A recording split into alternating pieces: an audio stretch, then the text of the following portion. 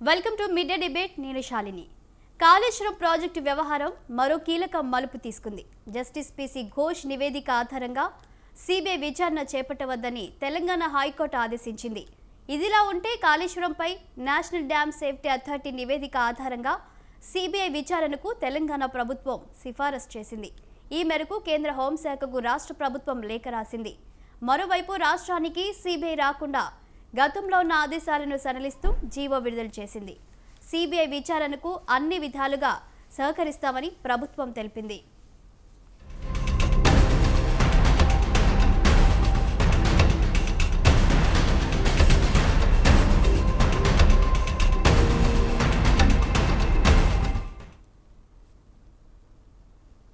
ఇక ఇవాల్టి మిడ్డే డిబేట్లో ముందుగా పల్నాటి వెంకటరెడ్డి గారు బీజేపీ రాష్ట్ర నాయకులు జాయిన్ అయ్యారు. జూమ్లో వారితో మాట్లాడి తెలుసుకుందాం. నమస్తే వెంకటరెడ్డి గారు. నమస్తే అండి. నమస్తే అండి. నమస్తే సార్, మనం చూస్తూ ఉన్నాము ఇక బంతి మీ కోటికి వచ్చింది అన్నట్లు కూడా ఇప్పుడు కాంగ్రెస్ పార్టీ మాట్లాడుతుంది. కాళేశ్వరంపై మరి విచారణకు సిబిఐకి అప్పగించింది తెలంగాణ కాంగ్రెస్ పార్టీ. మరి దీనిపై మీరేమంటారు? ఇప్పుడు కాంగ్రెస్ పార్టీ ఏమంటుందంటే మేము రాజకీయ కక్ష పోకుండా చట్ట ప్రకారం వెళ్తున్నామని కాంగ్రెస్ పార్టీ అంటూ ఉంది. బీఆర్ఎస్ వాళ్ళు మాత్రం అంటున్నారు సిబిఐకి అప్పగించొద్దని వాళ్ళు నిరసనలు ధర్నాలు చేస్తున్నారు. మరి దీనిపై మీరేమంటారు? సిబిఐ విచారణ ఎలా ఉండనుంది అనుకోవచ్చు? డెఫినెట్గా సిబిఐ ఎంక్వైరీ ఎప్పటి నుంచో భారతీయ జనతా పార్టీ అడుగుతా ఉంది. ఎప్పుడైతే కాళేశ్వరంలో అవకతవకలు జరిగినాయో, అవినీతి అక్రమాలు కానీ లేకపోతే నిర్మాణ లోపాలు జరిగినాయో, అప్పటి నుండి కూడా ఆ టైంలో కేంద్ర మంత్రివర్యులు మరి రాష్ట్ర అధ్యక్షులు కిషన్ రెడ్డి గారు కానీ, మరి బండి సంజయ్ గారు కానీ, మిగతా ఎంపీలు కానీ ఎమ్మెల్యేలందరూ కూడా భారతీయ జనతా పార్టీ ఒకటే డిమాండ్ చేసేది, వీటి మీద పూర్తిగా దర్యాప్తు జరగాలంటే, కంప్లీట్ దర్యాప్తు జరగాలంటే ఒక సిబిఐ ఎంక్వైరీ మాత్రమే అవకాశం ఉంటుంది తప్పితే వీళ్ళ సిట్టింగ్ జడ్జి తోటో లేకపోతే సిట్టేసో దాని మీద వాళ్ళకి అంత పెద్దగా అంత లోతైన దర్యాప్తు జరిగే అవకాశాలు రాష్ట్ర ప్రభుత్వం లేవు అని చెప్పి కాంగ్రెస్ పార్టీకి ఎప్పటి నుంచో మేము డిమాండ్ చేస్తాము. కాకపోతే నేనేమంటున్నంటే ఈ కాళేశ్వరం ప్రాజెక్టు మీద బూచిని చూపి, కాళేశ్వరం ప్రాజెక్టును చూపి కాంగ్రెస్ పార్టీ కానీ లేకపోతే రేవంత్ రెడ్డి గారు 2023 ఎన్నికల్లో 1,00,000 కోట్లు ఈ కాళేశ్వరం ప్రాజెక్టులో ఖర్చు పెట్టారు, అవినీతి అక్రమాలు జరిగాయి, ఈ 1,00,000 కోట్లు ఎవరైతే తిన్నారో వాటిని ఆ 1,00,000 కోట్లు కక్కిచ్చి తెలంగాణ ప్రజలకి పంచుతామని చెప్పి రేవంత్ రెడ్డి గారు చాలా మీటింగ్లలో చెప్పారు. కానీ వాళ్ళు ఏమన్నారు, ఇంకొక మాట కూడా చెప్పాడు, విదిన్ 6 monthsలో ప్రభుత్వంలోకి వచ్చిన 6 నెలల లోపల ఎట్టి పరిస్థితుల్లో మేము దర్యాప్తు చేస్తాం, తర్వాత నివేదిక తెప్పించుకుంటాం, వాళ్ళ మీద యాక్షన్ తీసుకుంటాం, దాని దోషులు ఎవరు, దొంగలు ఎవరు, దోపిడీదారులు ఎవరు, వాళ్ళందరినీ కూడా లోపలేసేసి తర్వాత 1,00,000 కోట్లు కక్కిస్తామని చెప్పి రేవంత్ రెడ్డి గారు చెప్పారు. కానీ వచ్చిన తర్వాత ఇప్పటికీ 20 నెలలు అయింది. ఈ పిసి ఘోష్ ఏదైతే కమిషన్ వేశాక దగ్గర 20 నెలల కాలంలో ఏం జరిగిందో ఏమో కానీ 6 నెలలు పోతే 6 నెలలు అటైపోతే దగ్గర ఇంకా 14 నెలలు లేట్ చేసి ఉన్న ఎవిడెన్స్ అంతా కూడా మాయమైపోయిన తర్వాత ఇప్పుడు సిబిఐ ఎంక్వైరీకి కాల్ఫర్ చేశారు. డెఫినెట్గా స్వాగతించాల్సిందే. కాకపోతే ఈ 20 నెలల కాలంలో ఏం జరిగింది? బీఆర్ఎస్ కానీ లేకపోతే కాంగ్రెస్ పార్టీకి ఏమైనా చీకటి ఒప్పందాలు కానీ అండర్స్టాండింగ్ అనేది జరిగాయా? ఎందుకు లేట్ చేశారు? పిసి ఘోష్ కమిషన్ అనేది దగ్గర ఒక 7-8 సార్లు ఎక్స్టెండ్ అయ్యుకుంటూ వచ్చింది ఇప్పుడు దాకా. సో అల్టిమేట్గా మన రిపోర్ట్ ఇచ్చారు, అసెంబ్లీలో కొంత చర్చ ఇచ్చారు, తర్వాత దాని మీద సిబిఐ కాల్ఫర్ చేశారు. నేనేమంటున్నానంటే ఒకప్పుడు సిబిఐ వద్దు అని చెప్పిన కాంగ్రెస్ పార్టీ కానీ, సిబిఐ వద్దు అని చెప్పిన బీఆర్ఎస్ పార్టీ కానీ ఈరోజు జనరల్ కన్సెంట్ని రద్దు చేసుకొని ఇచ్చుకుంటూ దాన్ని సిబిఐ ఎంక్వైరీ చేయాలని చెప్పి ఇప్పుడు కాంగ్రెస్ పార్టీ చెప్తుందో డెఫినెట్గా ఎస్ చేయాల్సిందే. ఎందుకంటే కాళేశ్వరం ప్రాజెక్టు 1,00,000 కోట్లు ఖర్చు పెట్టిందా, 94,000 కోట్ల పూర్తయితే 1,47,000 కోట్ల రూపాయలు ఖర్చు అవుతాయని చెప్పి కాగు నివేదిక ఇచ్చింది. రెండో పాయింట్, దీంట్లో ప్రధానంగా 2 విషయాలు ఉంటాయి. ఒకటి అవినీతి అక్రమాలు, రెండవది నిర్మాణ లోపాలు. పనికి రాకుండా పోతున్న కాళేశ్వరం ప్రాజెక్టు ఏ విధంగా ఉపయోగపడుతుంది ప్రజలకు అనేది ఇప్పుడు ప్రశ్నార్థకంగా మారిపోయింది. ఒకటి, ఎప్పుడైతే కమ్మిడియట్ నుంచి లొకేషన్ మార్చి మేడిగడ్డకు మార్చారో అప్పటి నుంచే ఈ అవినీతికి కేర్ ఆఫ్గా దాన్ని ఈ ప్రాజెక్టును ఒక ఏటీఎంలుగా వాడుకున్నాం అని చెప్పి మరి బీఆర్ఎస్ పార్టీ కానీ కేసీఆర్ గారు కానీ ఆ రోజు మార్చి, ఎందుకంటే 205 టీఎంసీల వాటర్ తమ్మిడేటి దగ్గర దొరికినప్పుడు అక్కడ అప్పటికే 11-12 వేల కోట్ల రూపాయలు ఖర్చు పెట్టినప్పుడు కాంగ్రెస్ ప్రభుత్వం ఉన్నప్పుడు అట్లా అక్కడి నుంచి మరి వాంటెడ్గా డెలిబరేట్గా లొకేషన్ మార్చి మేడిగడ్డ తీసుకొచ్చి మేడిగడ్డ సుందిల్ల అన్నారం తీసుకొచ్చి మరి ఇన్ని కోట్ల రూపాయలు వేల కోట్ల రూపాయలు ఖర్చు పెట్టి ఇంత ఘోరంగా మరి పనికి రాకుండా పోతుందంటే డెఫినెట్గా 2 ప్రధాన అంశాల మీద చర్చ జరగాల్సిందే.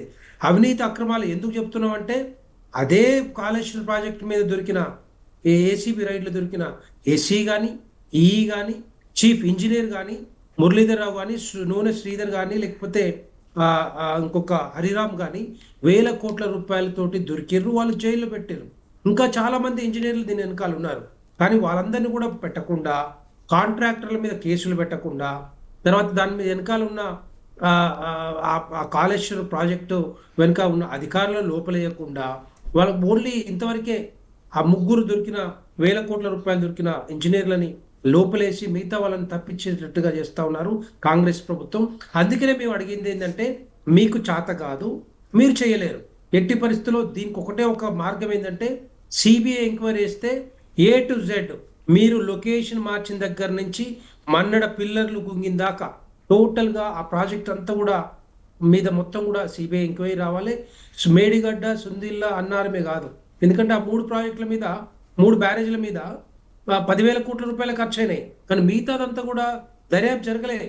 పీసీ ఘోష్ కమిషన్ అనేది మిగతా వాటి మీద దర్యాప్తు చేయలేదు.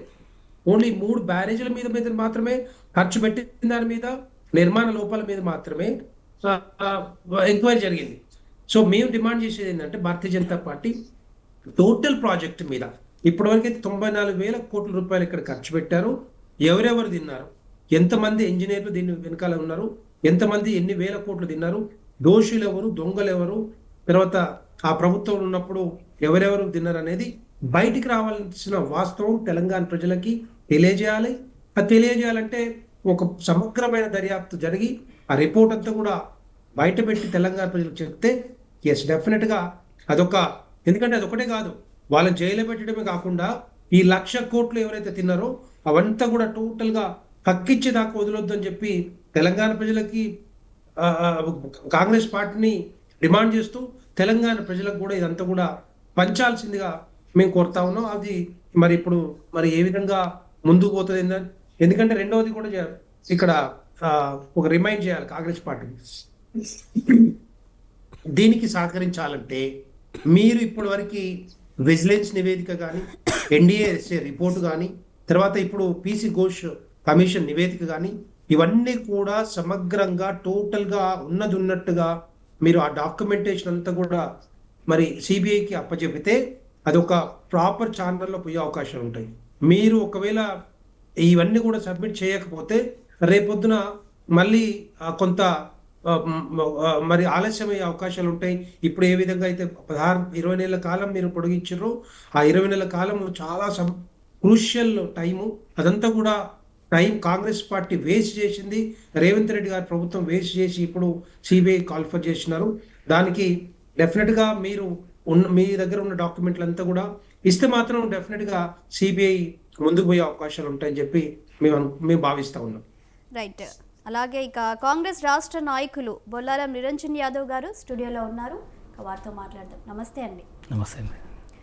సార్, వెంకటరెడ్డి గారు అంటూ ఉన్నారు 20 నెలల నుంచి కాంగ్రెస్ పార్టీ ఏం చేసింది, పీసీ ఘోష్ నివేదిక తర్వాత సిబిఐకి అప్పగించడాన్ని మరి వారు ప్రశ్నిస్తున్నారు. ముందు నుంచి వాళ్ళు సిబిఐకి ఇవ్వాలని కూడా అడుగుతూనే ఉన్నారు బీజేపీ మంత్రులు. అయితే మరి ఈ మధ్యకాలంలో బీఆర్ఎస్ అలాగే కాంగ్రెస్ మధ్య ఏమైనా ఒప్పందాలు జరిగాయనే ప్రశ్న కూడా తలెత్తుతుంది. మరి దీనిపై మీరేమంటారు? ముఖ్యంగా స్వతంత్ర టీవీ ప్రేక్షకులకి, అదే యాంకర్ గారికి, ఇక్కడ ఉన్న డిబేట్లో ఉండే ప్రతి ఒక్కరికి నమస్కారాలు. ఈరోజు ఏమవుతుందంటే దొంగలు పంచుకుంటే దొంగలు గట్లు పంచుకుంటే లాస్ట్కు చివరికి ఏదో మిగులుతుంది అన్నట్టు. 10 ఏళ్ల కాలంలో వాళ్ళతో పాటు ఉన్న ప్రభుత్వం ఏదైనా ఉందంటే సెంట్రల్లో అది కేవలం బీజేపీ పార్టీ. ఈరోజు 2 ఏళ్ల కాలం అని చెప్తున్నారు, కానీ ఈ 2 ఏళ్ల కాలంలో 2 ఏళ్ల కాలం ఇంకా కాలేదు. అదేవిధంగా ఇవి ముఖ్యంగా ఇక్కడ లోపాయిక ఒప్పందాలు మేం కాదు చేసింది, టీఆర్ఎస్ పార్టీ బీజేపీ పార్టీ లోపాయిక ఒప్పందాలతోనే ఎంపీ ఎలక్షన్స్లో మనం చూసినాం. 0 టీఆర్ఎస్ పార్టీకి 0 ఒక సీటు కూడా రాకపోవడం అనేది కూడా అక్కడ లోపాయిక ఒప్పందం అనేది ఎలాంటిది అనేది స్పష్టంగా అర్థమైంది. అదేవిధంగా ఈరోజు కాళేశ్వరం ప్రాజెక్టు మీద ఏదో లోపాయికం లేదా ఏదో ముట్టినవి లేదంటే ఏదో అది ఇది అని చెప్పేసి టైం వేస్ట్ చేసింది అనే విధంగా మాట్లాడుతున్నారు కొందరు. అదేవిధంగా ఈ తెలంగాణ ప్రజలకు స్పష్టంగా అర్థమైపోయింది ఏంటంటే ఈరోజు కాళేశ్వరం ప్రాజెక్ట్ అంటే చిన్నది కాదు, దాదాపు 1,00,000 కోట్ల సంపదను ఈ తెలంగాణ ప్రజల యొక్క ఆస్తులను, ఎందుకంటే ట్యాక్స్ల రూపంలో కట్టిస్తున్నారు, మన ప్రభుత్వానికి చెల్లిస్తున్నారు. ఆ రూపం పోయి ఆ డబ్బుల రూపంను ఈరోజు నిధులు అని చెప్పేసి కాళేశ్వరం మీద మన రైతులకు తెలంగాణ ప్రజలకు కొద్దిగా సంక్షేమాల విధంగా కాకుండా నీటిపారుదల విధంగా ప్రాజెక్టుల విధంగా ఈరోజు చేయాలనే ఉద్దేశంతో ఆ రోజు చేసి దాంట్లో లోపాలు ఈరోజు క్లియర్గా తెలిసిపోతుంది.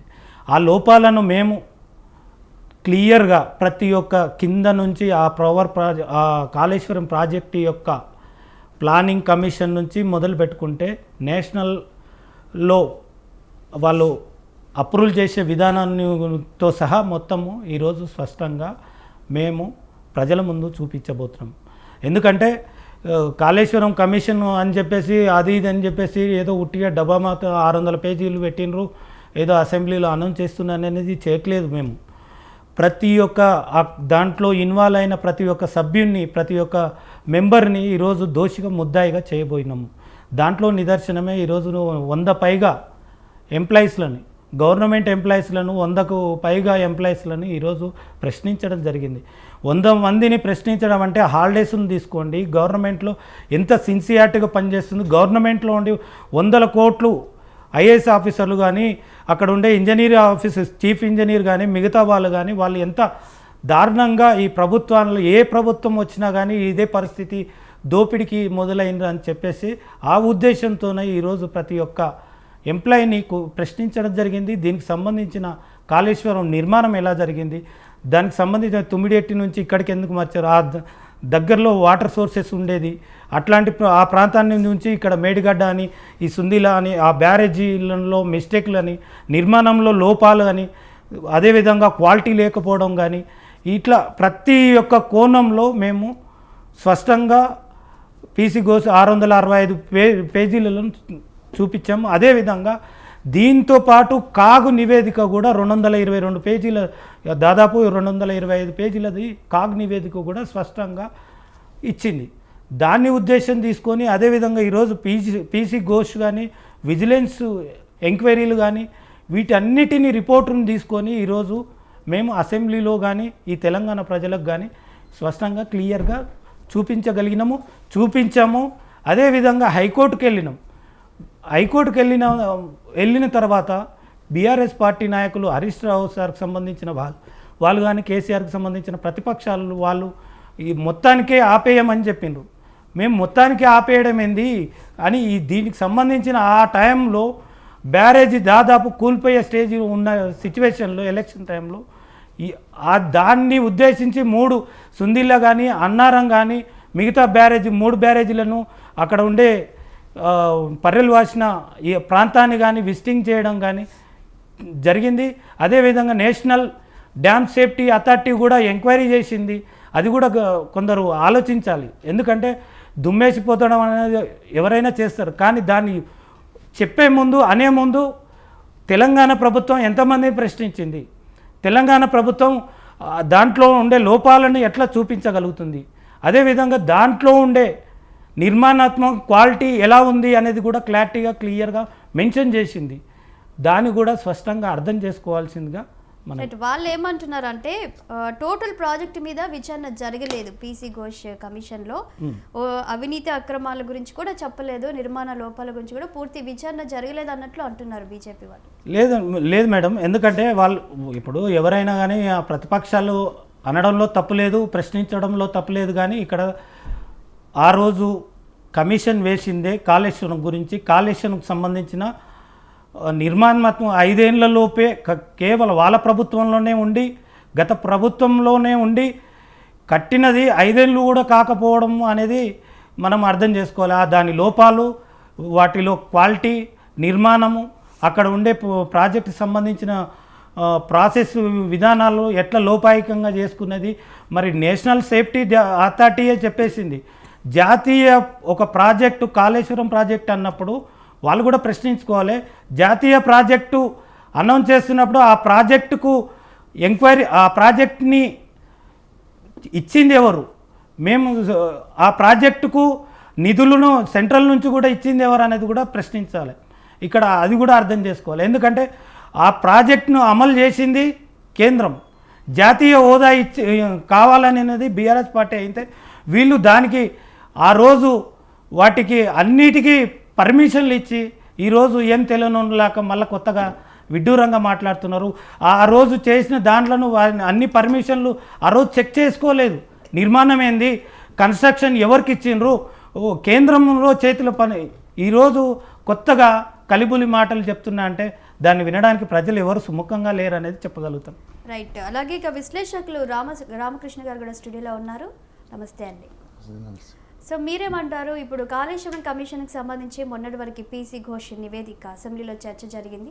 ఆ తర్వాత మళ్ళీ కాంగ్రెస్ పార్టీ సిబిఐకి అప్పగించడాన్ని, సో ఇప్పుడు హైకోర్టు అంటుంది పీసీ ఘోష్ నివేదికని కాకుండా ఆ విచారణ కాకుండా జరపాలని మరి హైకోర్టు చెప్పడం, రాష్ట్ర సేఫ్టీ అథారిటీ వైపు నుంచి రాష్ట్ర ప్రభుత్వం సహకారం అందిస్తామని చెప్తూ సిబిఐని తీసుకొస్తుంది. 2022లో బీఆర్ఎస్ ప్రభుత్వం సిబిఐని రాకుండా ఆపేసింది. మరి దీన్ని ఎలా చూడాలంటారు? ఒకవైపు బీఆర్ఎస్ వాళ్ళు నిరసనలు చేస్తున్నారు, మరి దీనిపై మీరేమంటారు సార్? అందరికీ నమస్కారం అండి. ఈరోజు ముఖ్యంగా చూసుకోవాల్సిందంటే కాళేశ్వరం ప్రాజెక్టులో అవినీతి జరిగిందా లేదా అనేది ఫస్ట్ పాయింట్.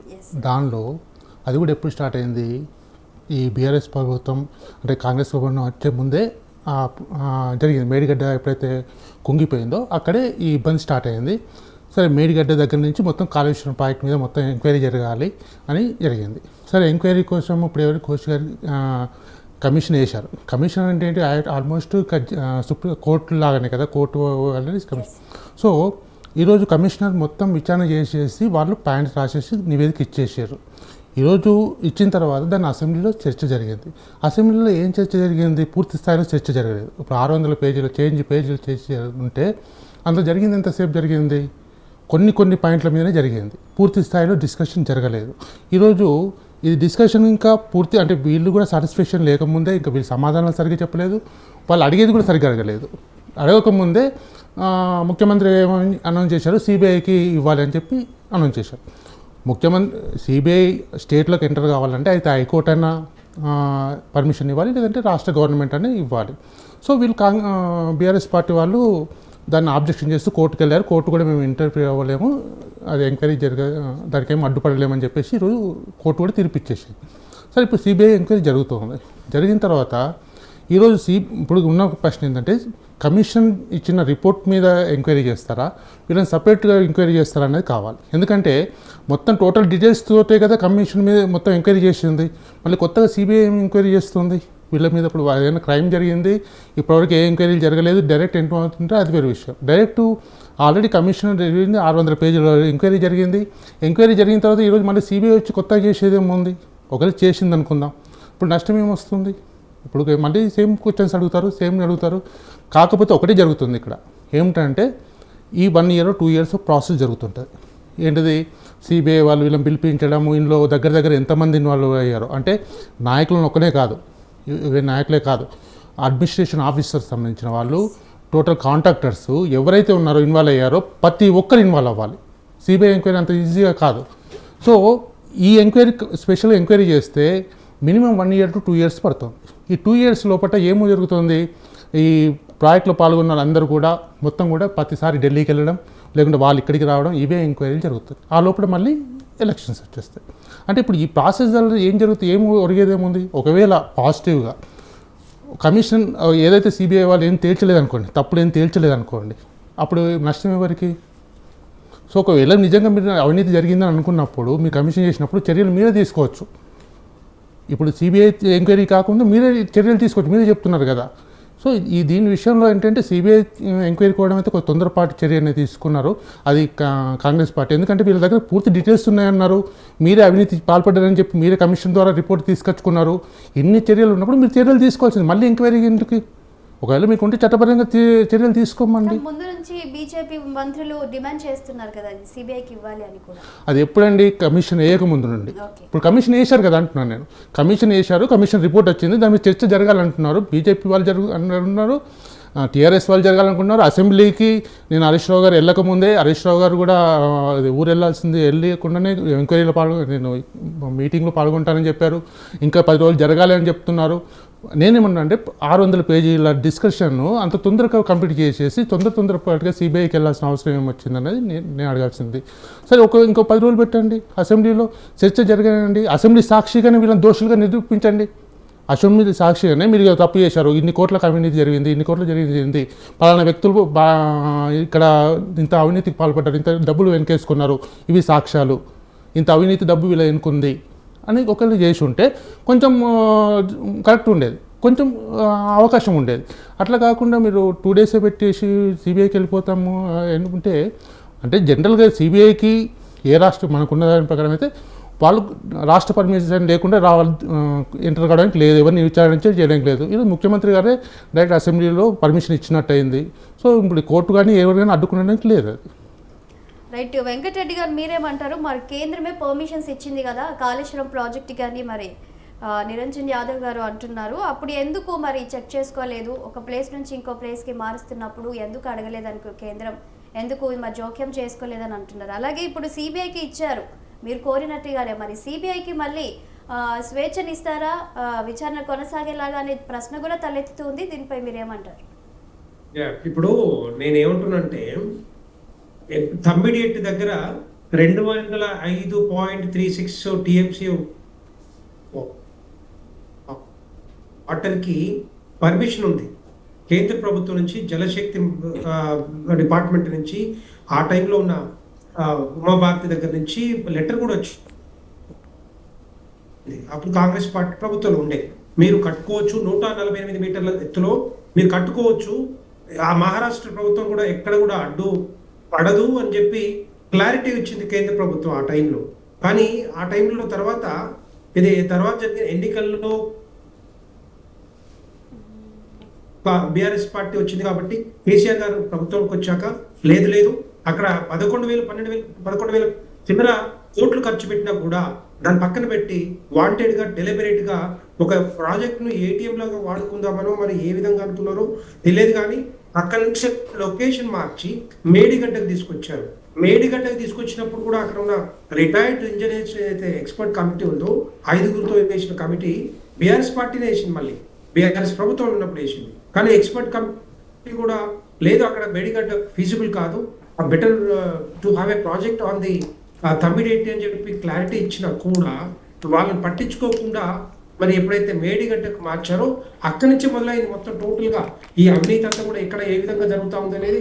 అక్కడ మొదలైన అవినీతి 1,00,000 కోట్ల వరకు వెళ్ళిపోయిందంటే ఒకసారి మీరు అర్థం చేసుకోవచ్చు తెలంగాణ ప్రజాధనాన్ని ఏ విధంగా లూటీ చేశారు. సో మేడిగడ్డ దగ్గర కాళేశ్వరం ప్రాజెక్టు కానీ, కాళేశ్వరం సుందిల్ అన్నారం కానీ ఎక్కడ కూడా కేంద్ర ప్రభుత్వ పర్మిషన్లు లేవు. డ్యామ్ డిజైన్ దగ్గర నుంచి స్ట్రక్చర్ డిజైన్ టోటల్గా ఎగ్జిక్యూషన్ వరకు కూడా ఎక్కడ కూడా పర్మిషన్ లేవు. ఎన్డీఎస్ఏ రిపోర్ట్ చూసుకోమని చెప్పండి ఆయన తెలియకపోతే. అక్కడి నుంచి మొదలైందంతా కూడా వాళ్ళు సొంతంగా అప్రూవల్ రాకముందే కన్స్ట్రక్షన్ స్టార్ట్ చేశారు అక్కడ మేడిగడ్డ దగ్గర. మరి ఎవరిచ్చారు పర్మిషన్ వాళ్ళకి? అలాంటిది టోటల్గా మరి కన్సర్నల్లో కేసీఆర్ గారి కన్సర్నల్లో వాళ్ళు చెప్పినట్టే చేసిన ఈ కట్టిన ప్రాజెక్టు ఈరోజు మేడిగడ్డ 2 పిల్లర్లే కదా, 2 పిల్లర్లు కుంగిపోతుంది కదా అంటున్నారు. నేనేమంటున్నా, ఒక గుండెకాయ అనుకున్నారు. తెలంగాణ రాష్ట్రానికి నీళ్లు, నిధులు, ఉద్యోగాలను ఒక ట్యాగ్ లైన్ కోసం 69 సంవత్సరాలు కష్టపడి పోరాడి ఎంతోమంది బలిదానం అయిన తర్వాత తెచ్చుకున్న రాష్ట్రానికి ఒక ప్రాజెక్టు కట్టాలంటే 1,00,000 కోట్లు ఖర్చు పెట్టి ఆ ప్రాజెక్టు ఈరోజు గుండెకాయ లాంటి ప్రాజెక్టు కూలిపోతా ఉంటే పగుళ్ళు బట్టి పిల్లర్లు గుంగిపోతుంటే మరి ఆ గుండెకాయకు ఒక ఆర్టరీ తీసేస్తే మరి గుండె ఉంటుందా, మంచి బతుకుతాడా? అదేవిధంగా ఒక ఇల్లు కట్టినప్పుడు ఒక 10 పిల్లర్లు ఉంటే ఒక పిల్లర్ తీసి పడేయండి, ఒక పిల్లర్ని క్రాకులు వస్తే ఏమవుతుంది రేపొద్దున? మరి అది నిలబడుతుందా? అలాంటి ప్రాజెక్టు మరి 1,00,000 కోట్ల ప్రజాధనాన్ని, తెలంగాణ ప్రజాధనాన్ని దాన్ని లూటీ చేసి దాని ఇష్టానుసారంగా ఇష్టం వచ్చినట్టు కాంట్రాక్టర్లకు ఇచ్చి పట్టించుకోకుండా దానికి కనీసం కన్స్ట్రక్షన్ కూడా కంప్లీట్ కాకముందే కంప్లీషన్ సర్టిఫికేట్ ఇచ్చేసి నిధులన్నీ కూడా ఇది రిలీజ్ చేసి వాళ్ళ పక్కకు తప్పించి వేల కోట్ల రూపాయల అవినీతికి పాల్పడ్డది ఎవరు? దోషులు ఎవరు? దొంగలు ఎవరు? దోపిడిదారులు ఎవరు? ఎట్టి పరిస్థితుల్లో ఇవన్నీ కూడా బయటికి రావాలంటే సమగ్రంగా దర్యాప్తు జరగాల్సిందే. దర్యాప్తు జరిగితేనే కాంగ్రెస్ పార్టీ అనుకున్నది మాతో కాదు, మేము చేయలేము, మా చేత కాదు కాబట్టి we're calling for CBI enquiry అని చెప్పి వాళ్ళు చెప్పినట్టే కదా. మరి ఇప్పుడు వాళ్ళు క్లారిటీ ఇచ్చినట్టే కదా.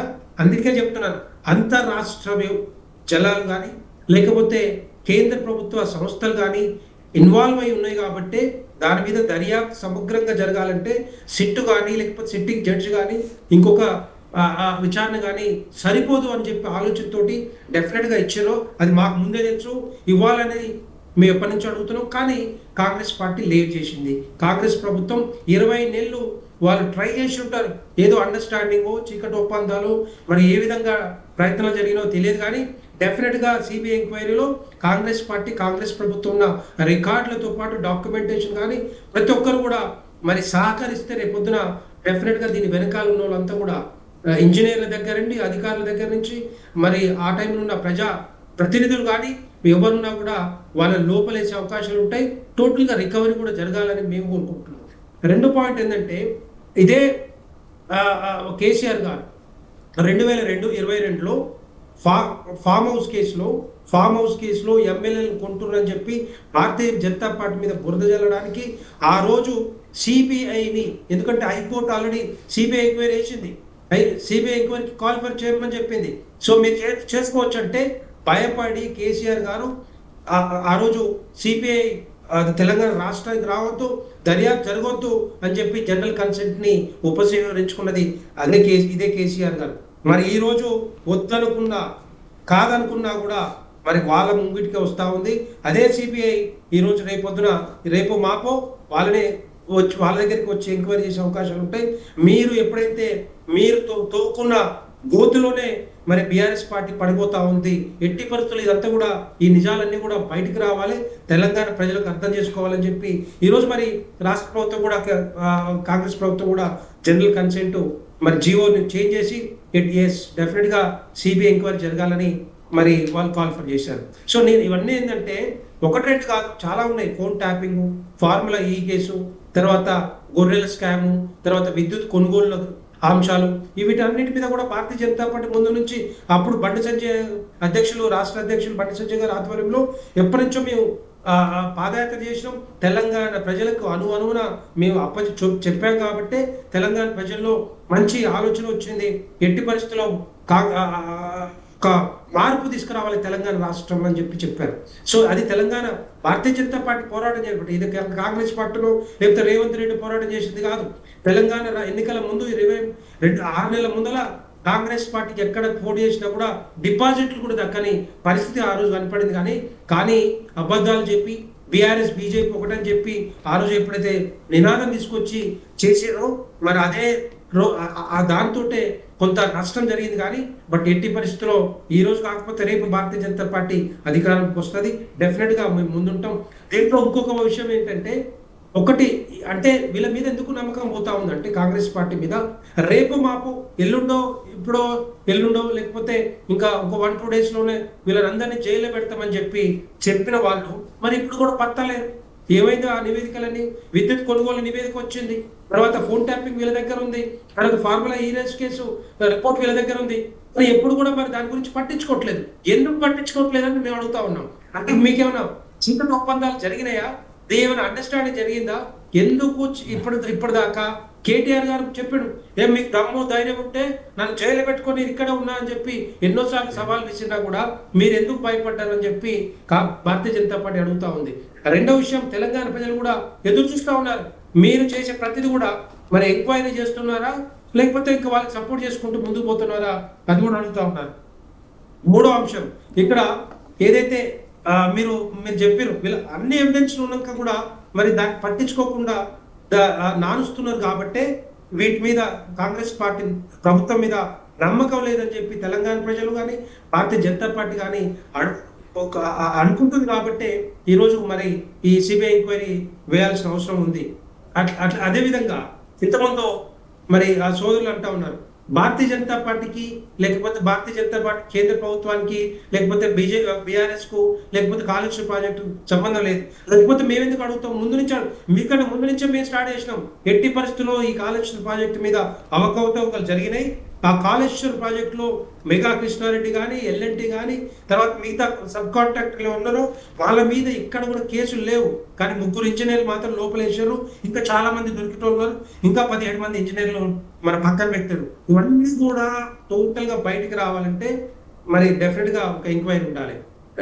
ఇంకొక విషయం చెప్పాలనుకుంటున్నారు. ఇక్కడ హరీష్ రావు గారు ప్రతిసారి దీని మీద ఏదో రిపోర్ట్ వచ్చినప్పుడల్లా ఆయన ఏమంటాడు, ఒక పీపీటీ పెడతాడు, power point presentation BRS Bhavan లో పెట్టి ఏమంటాడు ఆయన, ఎట్టి పరిస్థితుల్లో దీంట్లో అవకతవకలు జరగలేదు, నిర్మాణ లోపాలు జరగలేదు అని చెప్పుకుంటూ ఒక పవర్ పాయింట్ ప్రెజెంటేషన్ ఒక మాట చెప్పిండు. ఈ కాళేశ్వరం ప్రాజెక్ట్ అనేది ఆప్షనల్ ప్రాజెక్ట్ మాత్రమే, దీన్ని రోజు వాడుకునే పరిస్థితి లేదు అని చెప్పాడు. ఎందుకు చెప్తున్నా అంటే మేడిగడ్డ కానీ సుందిల్ల కానీ అన్నారం కానీ ఈ 3 బ్యారేజీలు ఆప్షనల్గానే వాడుకోవచ్చు అని చెప్పారు. ఎందుకు? అదే ఏదైతే మరి ఈ గోదావరి నీళ్లు శ్రీరామ్ సాగర్ కానీ ఎల్లంపల్లి ప్రాజెక్టు కానీ గ్రావిటీ ద్వారా నీళ్ళు వచ్చి డ్యామ్ నిండా నీళ్లు ఉంటే కాళేశ్వరం ప్రాజెక్ట్ అక్కర్లేదు, 1,00,000 కోట్లు అక్కర్లేదు, ప్రాజెక్టు కట్టాల్సిన అక్కర్లేదు. అదే ఆ ప్రాజెక్టు కట్టే బదులు ఇంకొక 4 ప్రాజెక్టులు ఏది కృష్ణా నది మీద కానీ గోదావరి నది మీద కానీ కట్టి తెలంగాణ ప్రజలకి మరి తెలంగాణ భూముల్ని సస్యశాఖలు చేయొచ్చు అని. కానీ అది చేయకుండా మీరు ఆప్షనల్ ప్రాజెక్టు కట్టి మరి దానికి అవసరం ఏముంది? ఇప్పటిదాకా చూడండి, లాస్ట్ 2-3 ఇయర్స్ నుంచి దానికి ఎత్తుపోసింది ఏం లేదు. 12,000 కోట్ల రూపాయలు ఓన్లీ మరి ఎలక్ట్రిక్ బిల్లులు కట్టింది తప్పితే మరి 1,000 కోట్ల రూపాయలు వడ్డీలు కడుతున్నది తప్పితే అది అవసరం పడుతుందా? ఎందుకు కట్టిరు అనేది తెలంగాణ ప్రజలకు అర్థం కావాలి. వాళ్ళ కోసం కట్టుకున్నారా, ఏటీఎం లాగా వాడుకోవడం కట్టుకున్నారా? ఇప్పుడు నిన్న కవిత చెప్పింది క్లియర్ గా, యాజ్ ఇట్ ఈస్ గా చెప్పింది, ఎస్ దీని వెనకాల అవినీతి మరకలు ఉన్నాయి అంటే హరీష్ రావుకు సంతోష్ రావుకు మా నాన్నకి ఏం అవసరం అని చెప్పి కవిత వాళ్ళ కుటుంబంలో జరిగిన అంశాలని క్లియర్ గా కుండబద్దలు కొట్టినట్టు ప్రెస్ మీట్లకు చెప్పిందంటే డెఫినెట్ గా మరి అది వాస్తవం అన్నట్టే కదా. ఇన్ని రోజులు కడుపులో కత్తులు పెట్టుకొని ఆపుకున్న కవిత ఈరోజు మరి బయట పెట్టగానే ఆమెను సస్పెండ్ చేసి పడేసారు అంటే డెఫినెట్ గా అవి వాస్తవాలు ఫ్యాక్టర్ అంతా కూడా బయటకు వస్తుంది. కాబట్టి ఈ బీఆర్ఎస్ పార్టీ కానీ కేసీఆర్ గారు కానీ ఆ నలుగురు కూడా కానీ తెలంగాణ రాష్ట్ర ప్రజలకి అవసరం లేదు అని చెప్పి చెప్పకనే చెప్పింది కవిత నిన్న ప్రెస్ మీట్ లో. ఇది రేపు డెఫినెట్ గా తెలంగాణ ప్రజలు అర్థం చేసుకుంటారు. తెలంగాణ ప్రజలకి తెలుసు ఇప్పుడు బీఆర్ఎస్ పార్టీ డెఫినెట్ గా మోసం చేసింది, దోపిడీ చేసింది. డెఫినెట్ గా దాని వెనకాల మరి ఈ నలుగురు ఉన్నారు. టోటల్ గా దాన్ని నిర్వీర్యం చేసి తెలంగాణ రాష్ట్రాన్ని, తెలంగాణ బిడ్డల్ని కొద్ది ఉద్యోగాలు లేకుండా, తెలంగాణ బిడ్డలకి నిధులు కానీ లేకపోతే మిగతా అంశాలు లేకుండా ఇష్టానురీతిగా చేసినని చెప్పి డెఫినెట్ గా తెలంగాణ ప్రజలు అనుకుంటున్నారు. రైట్, నిరంజన్ గారు మీరేమంటారు వారి వ్యాఖ్యలపై? ఇప్పుడు బీజేపీ పార్టీ ఒకటి గొప్ప, టీఆర్ఎస్ పార్టీ అని చెప్పేసి మమ్మల్ని ముద్దాయి చేస్తున్నారు వెంకరెడ్డి అన్నగారు. నేను ఒకటి సూటిగా అడుగుతున్నాను, వెంకరెడ్డి అన్నగారికి అడుగుతున్నాను. గత 12 ఏళ్ళ నుంచి ఈ బీజేపీ ప్రభుత్వం కేంద్రంలో నుంచి ఎన్ని నిధులు ఇచ్చిండ్రు? అదేవిధంగా ఈ కాళేశ్వరం సంబంధించింది రిబ్బన్ కటింగ్లు అప్పుడు మధ్యలో వచ్చింది మీ మోదీయే, అదేవిధంగా ఇన్విటేషన్ చేసింది మోదీయే. మోడీ ఎక్కడ వచ్చిండండి? నాకు అర్థం కాదు. వినండి అదే చెప్పేది, అదే వినండి అండి. అరే ఒక్క నిమిషం వినండి. ఈ తెలంగాణ కాడికి వచ్చినప్పుడు ఒక్క నిమిషం మాట్లాడి. తెలంగాణకు వస్తాడు, పోతాడు, వెళ్ళిపోతాడు మోదీ. అప్పుడు ఇద్దరు కేంద్ర మంత్రులు ఏం అడగరు. ఈ తెలంగాణకు సంబంధించిన ఇష్యూలో ఒక ప్రాజెక్టు కడదామని, ఒక ప్రాజెక్టు నిధులు తీసుకొద్దాం అనేది కూడా అడగరు. తప్పులు ఎత్తడంలో ప్రతిపక్షంగా ఎవరైనా ఎత్తాలి. కానీ ఈ తెలంగాణ ప్రజలకు బీజేపీ పార్టీ కానీ బీఆర్ఎస్ పార్టీ కానీ ఎట్లాంటి న్యాయం చేయలేదనేది స్పష్టంగా ఈరోజు క్లారిటీగా తెలుస్తుంది. దాంట్లో ఇదొక్కటే కాదు, ఇప్పుడు మీరు అన్నట్టు మీరే చెప్తున్నారు, మేము చెప్పాల్సింది మొత్తము చిట్టా బీజేపీని ముందే చెప్తుంది, మేము ఆ రోజు ప్రశ్నించిందని. మీరు ప్రశ్నించింది ఎక్కడ, క్వశ్చన్ చేసింది ఎక్కడ? కేవలం మీడియాల కాడికి వచ్చి క్వశ్చన్ చేయడం కాదు, మేము ప్రాజెక్టుల కాడికి పోయి ఇక్కడ మాబ్నార్లో కానీ, అదేవిధంగా కాళేశ్వరం కానీ, అదేవిధంగా మిగతా ప్రాజెక్టుల కాడికి వెళ్ళి ఇట్లా అన్యాయం జరిగిందని మేము ప్రతిపక్షంలో ఉన్నప్పుడు 2020 కానీ 19 కానీ 18 కానీ 22 కానీ అట్లా ప్రాజెక్టుల దగ్గరికి పోయి అన్యాయం జరిగిందని కాలువలలో అడ్డం నిలబడి కూడా మేము పోరాడి ఈరోజు అన్యాయం జరిగిన దాన్ని మేము విచారిస్తుంటే దాన్ని విడ్డూరంగా ఏదో ఎగతాళిగా మాట్లాడుతుంటే కొద్దిగా బాధ అనిపిస్తుంది. ఎందుకంటే ఓకే మేము విచారించినాము, దానికి మీకు క్లారిటీగా చెప్తున్నాం వినండి.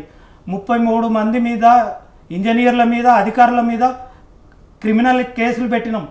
17 మంది మీద శాఖపరమైన క్రిమినల్ కేసులు, అదేవిధంగా న్యాయపరంగా ఈ ప్రాజెక్టుకు అన్యాయం చేసిన విధానం 100 కోట్లు అన్యాయమైన విధానాన్ని విచారించి వాళ్ళను శిక్షించినాము, కొందరిని ఇంకా శిక్షించబోతున్నాం. అదేవిధంగా ఈ కమిషన్ గురించి మాట్లాడుతున్నాం. ఏం చేసిండ్రు? కమిషన్ సిబిఐకి విచారించాలి, సిబిఐకి అప్పుడే ఇచ్చేయాలి. కాల్ ఫర్ సిబిఐ అంటే దాదాపు ఒక సంవత్సరం కాలం పట్టవచ్చు, 2 ఏళ్ళు పట్టవచ్చు, 5 ఏళ్ళు కూడా పట్టవచ్చు. సిబిఐలో నిర్ణీత సమయం అనేది ఉండదు. కమిషన్ అంటే నియర్ బై తొందరలో అయిపోతుందని, ఇది 1,00,000 కోట్ల దోపిడీ, అదేవిధంగా కాంట్రాక్టుల దోపిడీ, క్వాలిటీ లేదు, ఎట్లాంటి నిర్మాణంలో లోపాలు ఉన్నాయని చెప్పేసి మేము ఆనాడు నుంచి ఈ రోజు వరకు కూడా 100 మందిని విచారించడమంటే మీరు అర్థం చేసుకోవాలి. తెలంగాణ ప్రజలు అర్థం చేసుకున్నారు. దాని లేట్ అవుతుందండి. ఇప్పుడు మనం ఇల్లు కట్టాలంటే ఏం చేస్తాం? సడన్గా కల్లో ఊహించుకున్నట్టు కాదు కదా. ఆ కల్లో ఊహించుకొని డ్రీమ్ లేకపోతే కాదు కదా. దానికి ఇసుక కావాలి, దానికి ఏది సిమెంట్ కావాలి. అట్లా విధంగా ప్రతి ఒక్క సభ్యుని, ప్రతి ఒక్క అక్కడ ప్రాజెక్టులో వ్యాప్ కానీ, అదేవిధంగా మిగతా కమిటీలు కానీ, పవర్కి సంబంధించిన ఎట్లా ఇచ్చిండ్రు, అదేవిధంగా నీటిపారుదల శాఖ ఏం చేసింది, వీటన్నిటిని ఎంక్వైరీ చేసినాం. ప్రాజెక్టు ఒక్కటి కడుతున్నప్పుడు నిధులు ఒక్కటి పోతున్నట్టు కాదు. ఆ నిధులకు సంబంధించింది మినిస్టర్ ఏం చేసిండ్రు, ఆర్థిక శాఖ మంత్రి ఎన్ని నిధులు ఇచ్చిండ్రు, వీటన్నిటిని ఎంక్వైరీ చేసినాం. ఆ అన్నిటిని ఎంక్వైరీ చేసి 625 పెట్టినాం. 665, 62 పేపర్లు ఉన్నాయి. అదేవిధంగా కాగ్ నివేదికను కూడా మేము స్పష్టంగా తీసుకొని కమిషన్లో కూడా పెట్టినాం. అదే నియర్ బై మేము క్లారిటీగా ఇచ్చినాం కమిషన్ ముందు. అదేవిధంగా నేషనల్ సేఫ్టీ అథారిటీ మీ వాళ్ళు వచ్చారు కదండి. కేంద్రం ఎవరిది? మా చేతిలో ఉందా? కాంగ్రెస్ చేతిలో లేదు కదా. మీరు వచ్చిండ్రు, వచ్చి 1 నెల రోజులు టైం గడిపినరు. మరి నేను బీజేపీ పార్టీని ఈరోజు తప్పు పట్టాలంటే పట్టచ్చు, కాదు కదా. ఇది ప్రజలను మభ్యపెట్టే మాటలు వద్దు. దీంట్లో న్యాయపరంగా పోవాలి. కేవలం మన పార్టీల కోసం అతీతంగా కాకుండా దాంట్లో జరిగిన అవకతవకలను, అదేవిధంగా 1,00,000 కోట్లు అంటున్నాం, ఆ ప్రాజెక్టు సంబంధించినవి అవినీతిలను, ప్రాజెక్టు కాంట్రాక్టులను, క్వాలిటీ లేని ప్రాజెక్టులు కట్టి ఈరోజు రాష్ట్ర ప్రజలని మోసం చేస్తున్న విధానం మేము క్లియర్ కట్గా పేపర్ల రూపంలో చూపించినాం, అసెంబ్లీలో కూడా చూపించినాం. కానీ అది ప్రతిపక్షాలు ఒప్పుకోవడం లేదు. మీరు బీజేపీ పార్టీ కూడా సరిగా దాంట్లో క్వశ్చన్ చేసే విధానం కూడా లేదు అసెంబ్లీలో. ఈరోజు బయట మీడియాలోకి వచ్చి మాట్లాడితే కాదు కదా. ఆ ప్రాజెక్టు గురించి బీజేపీ పార్టీలు ఒకరిద్దరు మాట్లాడితే కాదు కదా. 8 మంది ఎంపీలు ఉన్నారు, మిగతా ఎమ్మెల్యేలు ఉన్నారు. ఏ ఒక్కరు కూడా ఇదే విధానము పార్లమెంట్లో మాట్లాడమను ఒక్కరు మాట్లాడరు. పార్లమెంట్లో వాళ్ళ ఇష్యూల గురించి, మతం గురించి, లేదంటే బీజేపీ గురించి చెప్తారు. ఈ తెలంగాణకు బీజేపీ గవర్నమెంట్ 11-12 ఏళ్ళు ఉంది కదా. ఏ ఒక్కటన్నా కమిషన్ వేసిందా? ఈ బీజేపీ టీఆర్ఎస్కు మీద ఏమైనా అవకతవకల గురించి ఏమైనా కమిషన్ వేసిందా? మేము వేసినాం.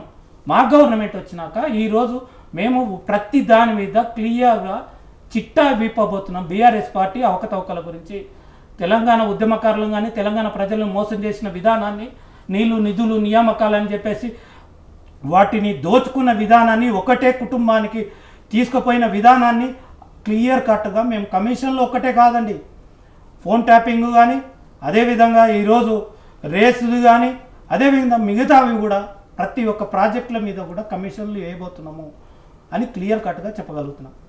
రామకృష్ణ గారు ఏమంటున్నారంటే కమిషన్ వెయ్యక ముందే సిబిఐకి ఇచ్చింటే ఇప్పటికి ఈ పార్టీకైనా కూడా విచారణ జరిగి ఉండేది కదా. ఇప్పుడు ఈ విచారణ 1 year జరుగుతుందా లేకపోతే 2 years జరుగుతుందా, ఎప్పటికి జరుగుతుంది? దీంట్లో వేగవంతం అనేది ఎంతవరకు ఉండొచ్చు, దీనివల్ల లాభం ఏంటి అని అంటారు మేడం. ఇప్పుడు అసెంబ్లీలో మాట్లాడితే మేము ఉద్దేశపూర్వకంగా మాట్లాడుతున్నాను, వీళ్ళే మాట్లాడిండ్రు. ప్రతిపక్షాలన్నీ మేము ఉద్దేశపూర్వకంగా చేస్తుంది, కావాలని కక్షపూరితంగా చేస్తుంది. కాంగ్రెస్ ప్రభుత్వం కక్షపూరితంగా కేటీఆర్ను కానీ అదేవిధంగా కేసీఆర్ని కానీ వాళ్ళ కుటుంబాన్ని కానీ తెలంగాణలో ఉండే టీఆర్ఎస్ పార్టీ నాయకులను అరెస్ట్ చేస్తుందని ఒక అభూత కల్పనను చేసింది. అదేవిధంగా బీజేపీ పార్టీ కూడా ఆ రోజు మాట్లాడిందే. ఇప్పుడు కొత్తగా కలబుల్లి మాటలు మాట్లాడుతుంటే ఏదో చెప్పాలంటే చెప్తాం, నేను కూడా చెప్తా, కానీ అది కాదు కదా, స్పష్టంగా ఉన్నది చెప్పాలి. అక్కడ జరుగుతున్న విధానాలను మనం ప్రజలకు చెప్పగలగాలి కాబట్టి ఈ సీట్లో వచ్చి మాట్లాడగలుగుతున్నాం. అవినీతి జరిగింది అన్నప్పుడు మరి దోచుకున్నారని కాంగ్రెస్ పార్టీ ఆరోపిస్తున్న నేపథ్యంలో రాష్ట్ర ప్రభుత్వము చర్యలు తీసుకునే అవకాశం ఉంది కదా, అసెంబ్లీ ఎదుటనే చర్యలు తీసుకోవచ్చు కదా అని కూడా వాళ్ళు అడుగుతున్నారు. మేము అసెంబ్లీలోనే చర్యలు తీసుకోవడానికి ఆల్రెడీ విధానపరంగా, శాఖపరంగా, నీటిపారుదల డ్యాంకు సంబంధించిన అవకతవకల గురించి మేము చెప్పగలిగినాము. ఒక కమిటీ వేసినాం. ఈరోజు ఏం చేసినారు, మమ్మల్ని ప్రతిపక్షాలు మిగతా పార్టీలు అన్నీ మా మీద ఏకంగా దాడి చేయబోవడానికి, లేకపోతే మా అవకతవకలు లేట్ చేస్తుందని విచారించాలంటే ఇంకా 3 ఏళ్ళు పడుతుంది. అది ₹1 కాదు, ₹2 కాదు కదా మేడం, దాదాపు 1,00,000 కోట్లు ఈ తెలంగాణ ప్రజలను మోసం చేసిండ్రు. అట్లా ఎన్నో ప్రాజెక్టుల మీద ప్రతి సంవత్సరం బడ్జెట్ 3 లక్షలు, అంటే ఆనాడు 2014లో 1,00,000 కోట్లు, 1,50,000 కోట్లు, 1,70,000 కోట్లు ఉన్న ఈ తెలంగాణ బడ్జెట్ ఈరోజు 3 లక్షల కోట్లకు వచ్చిందంటే ఎవరి వల్ల, అది కూడా అర్థం చేసుకో. ప్రాజెక్టుల రూపంలో తిన్నారు. అదేవిధంగా జనాల్ని మభ్యపెట్టి చీరల రూపం అని, బతుకమ్మ చీరలని, అవి ఇవి అని, అదేవిధంగా సంబరాలని, అంబరాలని, కింద ఉండే సర్పంచులు కూడా ఈరోజు అన్యాయం అయిపోయిన విధానాన్ని మేము స్పష్టంగా జనాల్లోకి చూపించగలిగినాం.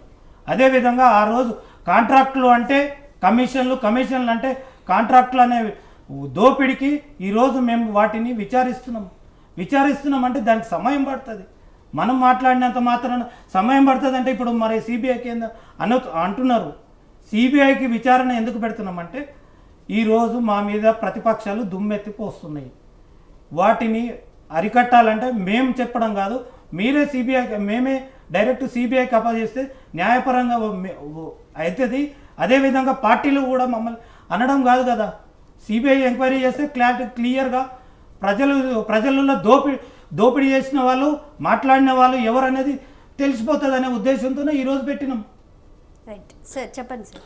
సార్, ఇప్పుడు ఇంతకుముందు బీజేపీ సార్ మాట్లాడినట్టు కొన్ని వాటర్ అంటే జాతీయ హోదాకు సంబంధించినవి కానీ లేదంటే వాటర్ మీద కట్టే ప్రాజెక్టులు అయినా, నదుల మీద కట్టే ప్రాజెక్టులు అయినా జనరల్గా అయితే అనుమతులు అన్నీ తీసుకోవాలి. దానిలో ముఖ్యంగా ఏంటంటే 2 పద్ధతులు ఉన్నాయి. జాతీయ హోదా అన్నప్పుడు కొన్ని పద్ధతులు ఉంటాయి. మామూలుగా స్టేటు రెస్పాన్సిబిలిటీ తీసుకొని ప్రాజెక్టు టేకప్ చేసినప్పుడు ఒకటి ఉంటాయి. అయినప్పటికీ కూడా దాదాపు పర్యావరణ శాఖ కానీ, అడవి శాఖ కానీ, ఇంకా లేక మొత్తం అన్ని అనుమతులు తీసుకోవాలి. ఆ అనుమతులు ఇచ్చేది కూడా సెంట్రల్ గవర్నమెంట్ ఇచ్చేసింది.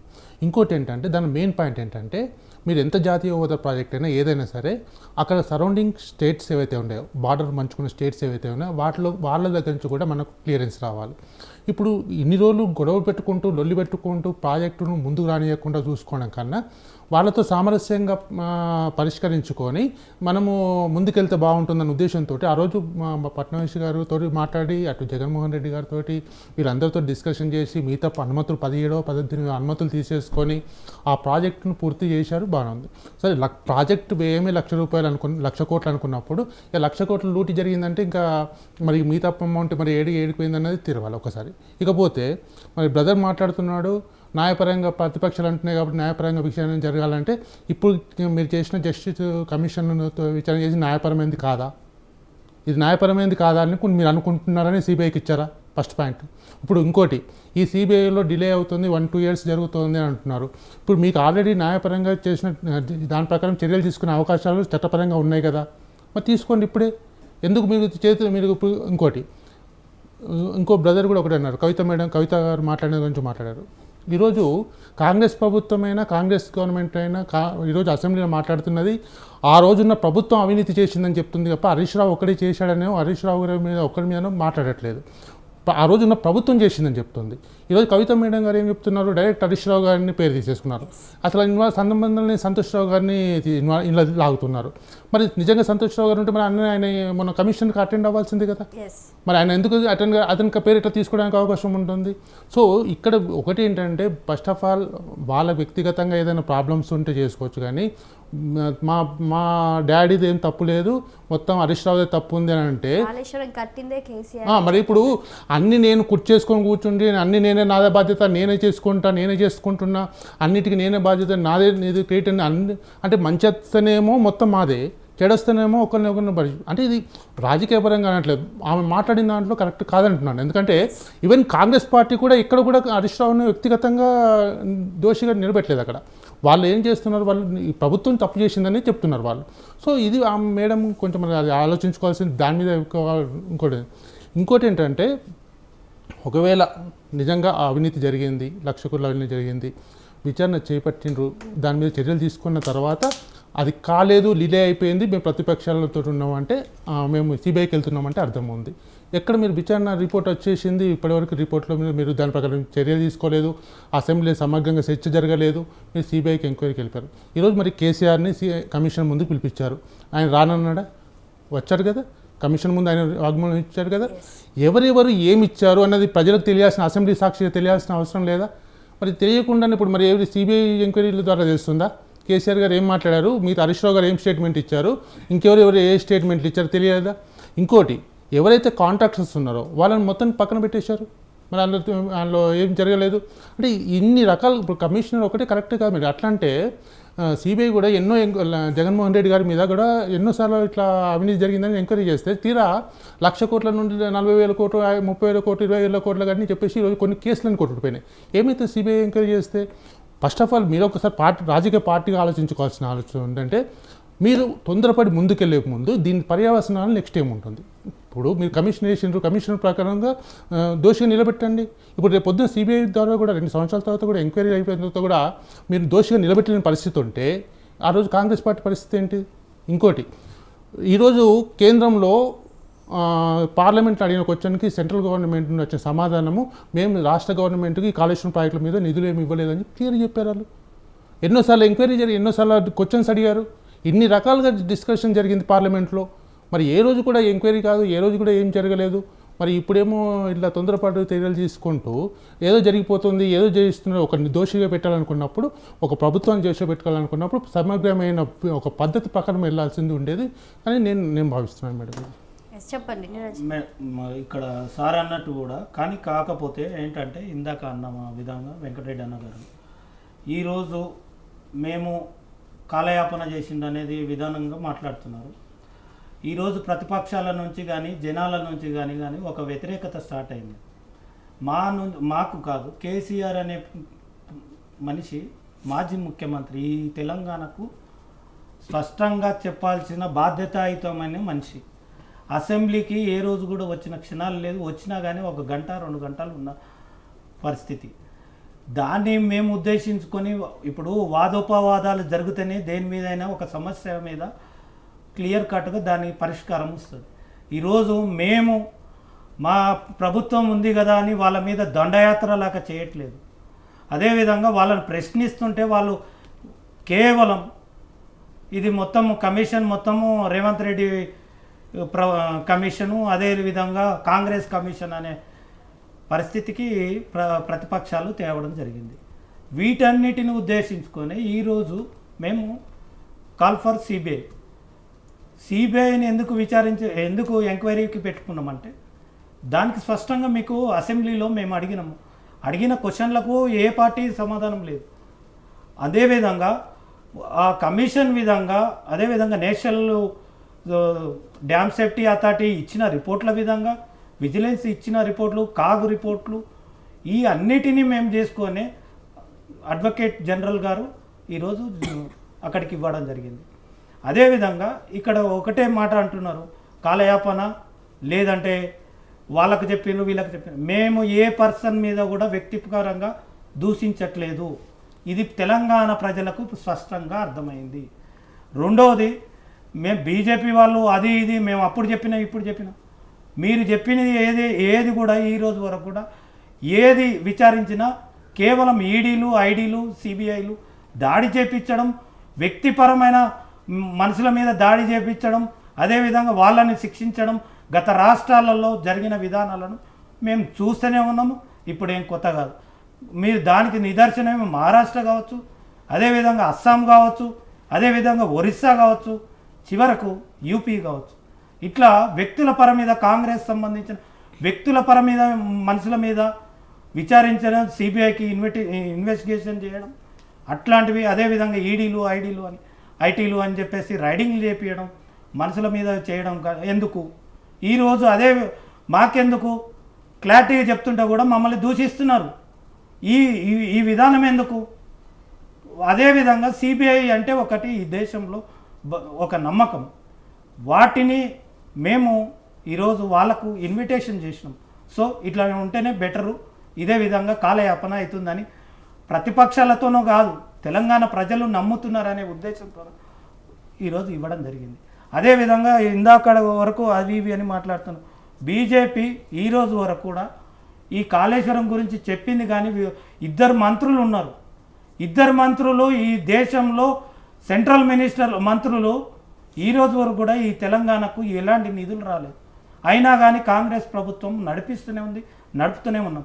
అదేవిధంగా మేము ట్యాక్సీల రూపంలో 60%, 45% కడితే మాకు ఇచ్చేది 30-20% ఇస్తున్నారు. ఈ తెలంగాణ ప్రభుత్వం కాంగ్రెస్ పార్టీని నడిపిస్తుందంటే అది ఒక మహత్తరమైన పని. ఎందుకంటే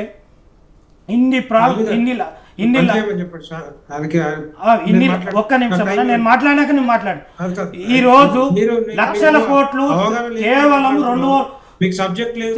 వినండి అన్న, మీకు క్లారిటీ అర్థం కావట్లేదు. మీరు కేవలం కాంగ్రెస్ దూషించడానికి, నేను కూడా మీలాగా మాట్లాడగలుగుతా సబ్జెక్ట్. మీరు డ్యామ్ల గురించి మాట్లాడినరు. ఈ రోజు వరకు కూడా మీ కేంద్ర ప్రభుత్వము కృష్ణా నది జలాల మీద స్పష్టత ఇవ్వలేదు. ఈ రోజు వరకు కూడా గోదావరి నది జలాల మీద ఊకే కాలయాపన చేస్తుంది. గోదావరి నదిలో అదేవిధంగా కృష్ణా నది నీళ్ళ వాటాల మీద ఈ రోజు వరకు స్పష్టత లేదు. ఎట్లా మాట్లాడతారు మీరు? రాష్ట్రాన్ని నడిపించలేని మీరు లక్షల కోట్లు దోపిడీ, ప్రజలను దోపిడీ చేస్తున్నారు. మీరు 200 లక్షల కోట్లు మీ మీద సిబిఐ వేయాలి, మీ మీద సిబిఐ వేయాలి. 200 లక్షల కోట్లు ఈ రోజు కాదు ఇస్తుంది. మీరు అది గమనించాలి. ఇష్టం వచ్చినట్టు మాట్లాడడం కాదు, పెట్టి మాట్లాడడం కాదు, ఎదురు మాట్లాడడం కాదు. వినండి వెంకరెడ్డి అన్నారు, మీరేదో కలిపులు మాటలు చెప్తే నమ్మే పరిస్థితి తెలంగాణ బాధ్యతలు ఎవరు లేరు. ఒకటి అదేవిధంగా రెండో విధంగా ఈరోజు వీరు కేంద్ర ప్రభుత్వం అది ఇది అని కలిపులు మాటలు చెప్తుంది. అదేవిధంగా కృష్ణానది నది నీళ్ళ గురించి ట్రిబ్యునల్ వేస్తే ఈ రోజు వరకు కూడా ఒక స్పష్టత లేదు బీజేపీ పార్టీ. అదేవిధంగా గోదావరి నదుల మీద స్పష్టత ఇవ్వలేదు. మేము అడుగుతున్నాము స్పష్టంగా, మీకు కమిషన్ చెప్పండి. అట్లేం లేదు. ఈ రోజు వరకు కూడా కృష్ణా నది, గోదావరి నది తెలంగాణకు వాటాను సరిగా పంచని దౌర్భాగ్య స్థితి ఈ బీజేపీ పార్టీ ఉంది అనేది ఎంత దౌర్భాగ్య స్థితి. ఈ తెలంగాణ రాష్ట్రంలో షారున్ గారు ఈయనకి డిబేట్ కి వచ్చే ముందర కొద్దిగా అవగాహన పెంచుకొని నాలెడ్జ్ పెంచుకొని వస్తే బాగుంటది. కృష్ణా నది మీద గోదావరి నది జలాల మీద ఈ తెలంగాణకు మీరు స్పష్టత ఎందుకు ఈ రోజు ప్రాజెక్టుల మీద మాట్లాడుతున్నారు, నదుల మీద జలాల మీద తెలంగాణ ఇప్పటికి ఎందుకు స్పష్టత ఇవ్వట్లేదు? నేను కూడా మాట్లాడతాను, మాట్లాడతాను, మేము మాట్లాడగలుగుతాం. ఈ రాష్ట్రానికి ఇచ్చింది ఇప్పటి వరకు 12 లక్షల కోట్ల రూపాయలు. ఈ రోజు తెలంగాణ రాష్ట్రం సుభిక్షంగా 4 రోడ్లు, 4 పక్కల పెద్ద పెద్ద రోడ్లు, హైవేలు, స్కైవేలు, రైల్వేస్ ఎయిర్వేస్ వచ్చినాయంటే మీరు పెట్టిన మీరు చేసింది కాదు ఇది. ఈ తెలంగాణ ప్రజలు ట్యాక్స్ కట్టట్లేదు. ఈ తెలంగాణ ప్రజలు కాంగ్రెస్ కేంద్రానికి రైట్ సార్, మనం క్లోజ్ చేసుకుందాం 45% ట్యాక్సులు కట్టట్లేదు. మీరేదో గౌరవంగా ఉట్టిగా ఏం మాట్లాడుతున్నావు? తెలంగాణ ప్రజల్ని దోషులు చేస్తున్నావు, రైట్ మళ్ళీ మాట్లాడుతున్నావు. బీజేపీ పార్టీ ఎలాంటి ట్యాక్సులు కడతలేదు. నిరంజన్ గారు, తెలంగాణ నిరంజన్ ప్రజలు గారు. ఎవరు కూడా ట్యాక్సులు ఇలాంటి కట్టలేదు. వాళ్ళని మనం క్లోజ్ చేసుకుందాం. డిబేట్లు నేర్చుకొని రమ్మని చెప్పండి. ఫస్ట్ మీరు స్పష్టంగా మాట్లాడండి.